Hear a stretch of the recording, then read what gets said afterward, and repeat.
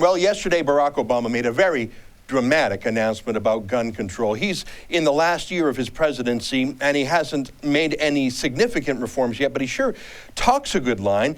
Well, last night, he added some waterworks. Here, take a look at his speech. And from every family who never imagined that their loved one would be taken from our lives by a bullet from a gun.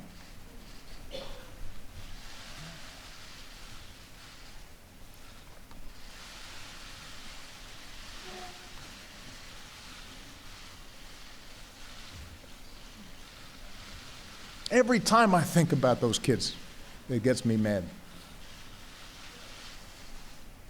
And by the way, it happens on the streets of Chicago every day.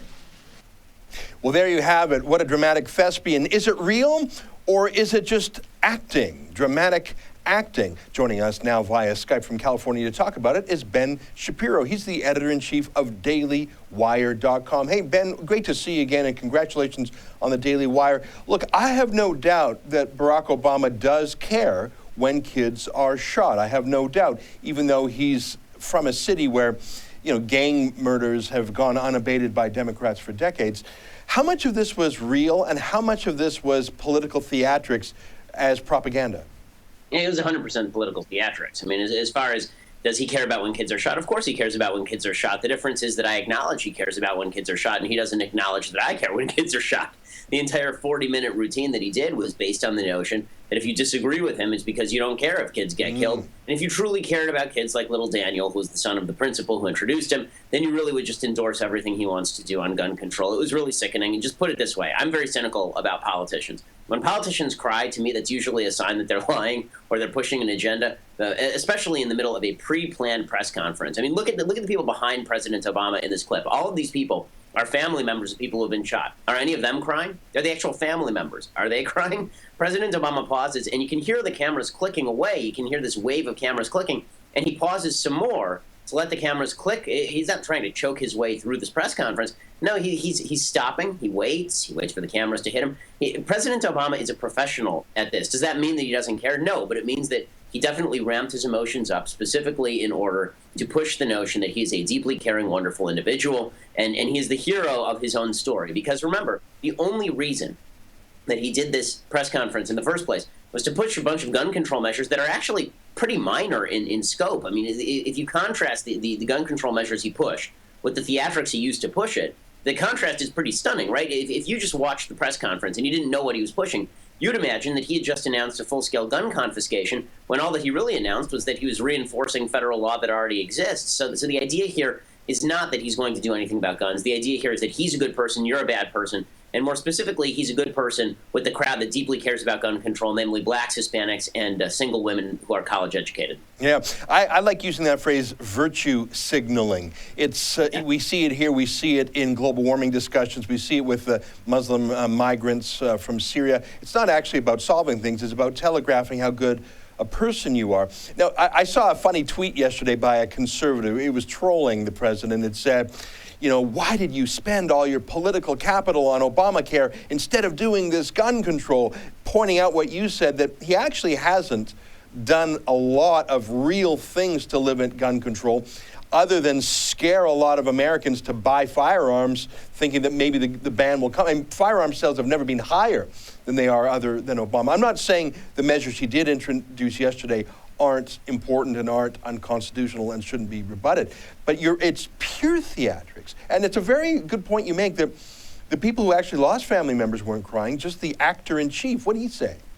I agree with that. And as far as, look, the gun control crowd has to be angry with President Obama if they thought about it for more than 5 seconds, because he hasn't done anything. I mean, the truth is that I looked at these executive orders. There's the potential for massive abuse here. But the truth is that they are relatively minor in scope. They are cutting around the edges. They are not a full-scale, I'm going to go after all the guns routine. And the whole thing was just, virtue signaling is exactly the right phrase. The phrase I like to use is, this is unearned moral superiority. And the whole thing was just him proclaiming his own unearned moral superiority. I'm better than you, and everybody who disagrees with me just doesn't care enough. We don't have a sense of urgency. Sense of urgency to do what he wants. I mean, we all have a sense of urgency about stopping kids from getting killed, but what was amazing is that in the lead up to this, the principal from Sandy Hook who lost a kid, he was saying, as he introduced President Obama, that every crime involving a gun, we have the capacity to stop. That was pretty much an exact quote from that fellow. And I thought to myself, really, is that the case? But when you worship government as God, I guess that it is the case. And when you worship President Obama as a demigod, I guess that's the case too. I don't make my rights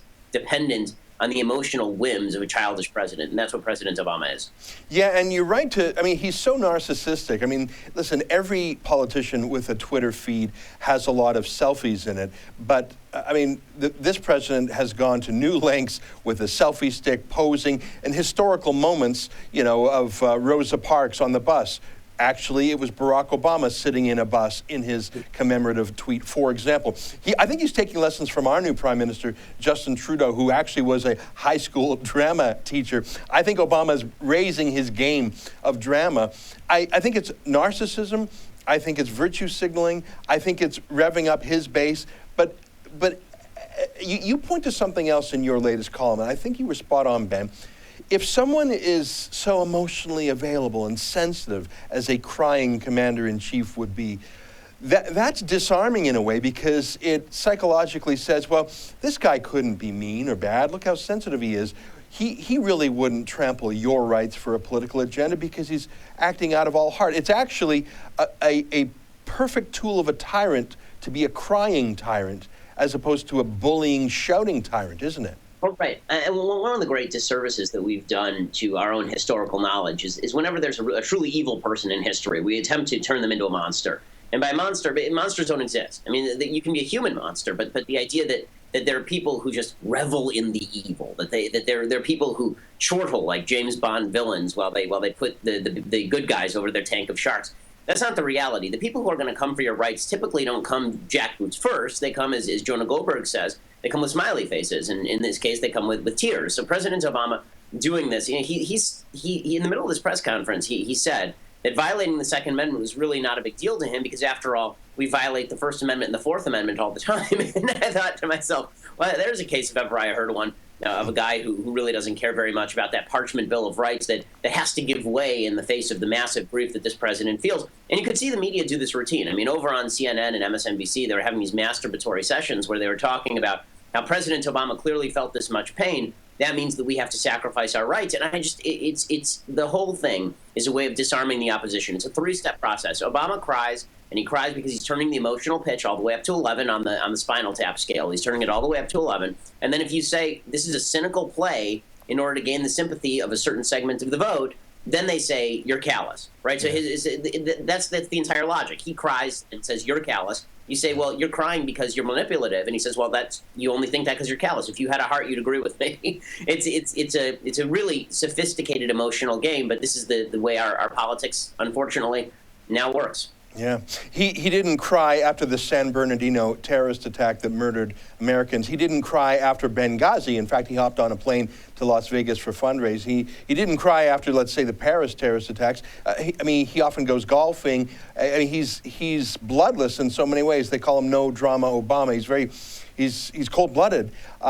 This was acting, and it's a symbiosis, funny enough, because I think the NRA has never been stronger. Gun rights, in many ways, have never been stronger. I think gun ownership in America is an all-time high because of what Obama's doing, his threats, his manipulations, but so far without real law. Last point to you, Ben. Yeah, there's no question about that. I mean, there's a reason I'm going to go on Sunday and I'm going to go buy an AR-15 if I can get one. I think that all my friends are, too. Anybody who owns stock in gun manufacturers has to be thrilled at President Obama and his narcissism. The president mentioned himself 77 times in that 32-minute speech because, as always, it's all about the Messiah. Yeah, isn't that the truth? I want to throw one last word in. I told you you'd get the last word, but I want to throw one last thing at you, Ben, and you answer this. I was looking at the news out of the cities of Cologne, Hamburg, and Stuttgart, Germany, where there were swarmings of hundreds, and in Cologne up to 1,000 Muslim refugees in the downtown square on New Year's Eve, mass sexual assaults, including rape. And I look at the helplessness of ordinary Germans in countries where they have extremely strict gun control across Europe. And I look at this same president's response to San Bernardino, where he went into the Oval Office for only the third time in his presidency, and he spent more time calling for American gun control than he did condemning terrorism. And I think in the backdrop of all of this, Americans, and I think some Canadians, are thinking, well, the president won't actually protect us from real threats. We see that these real threats exist in places like Germany, and how helpless the population is there because they're unarmed. I think that's in the background here, Ben, is that we see a new threat coming, not just with ISIS over there, but now ISIS and Muslim migrants over here. And this president won't protect us from them, and he wants to disarm us so we can't protect ourselves. Is that a psychology that you detect out there, Ben? No question. I mean, we're also afraid, obviously, of homegrown Islamic terrorism in the United States and the importation of people from countries that we can't vet. I mean, this is a serious problem, and the president has been systematically undermining police departments, undermining the military, and then inviting people to the White House if he feels that they have been victims of Islamophobia, like Clockboy Ahmed over in Texas. So if you're a law-abiding American citizen and you're rightly worried about the prospect of Islamic terror on American soil, what resources do you have? I mean, I'll tell you this: I'm, as an Orthodox Jew and somebody who wears a yarmulke around everywhere, I feel relatively frightened now, but certainly more frightened than I was when George W. Bush was president, because the president of the United States does not seem to be making protection against Islamic terror a top priority. He's making his top priority taking away my ability to carry a gun. Yeah. Well, Ben, don't go to Paris. Let me tell you, I spent a few days there after the recent terrorist attacks. Half the people I spoke to in some of the Muslim neighborhoods said, well, the Jews did it. It's incredible, and I think that's coming to the United States or Canada if we don't change course. You've been very generous with your time. We've been talking with Ben Shapiro of the Daily Wire, one of the smartest guys in the business. Ben, thanks so much. Look forward to talking to you again one day. Thanks so much.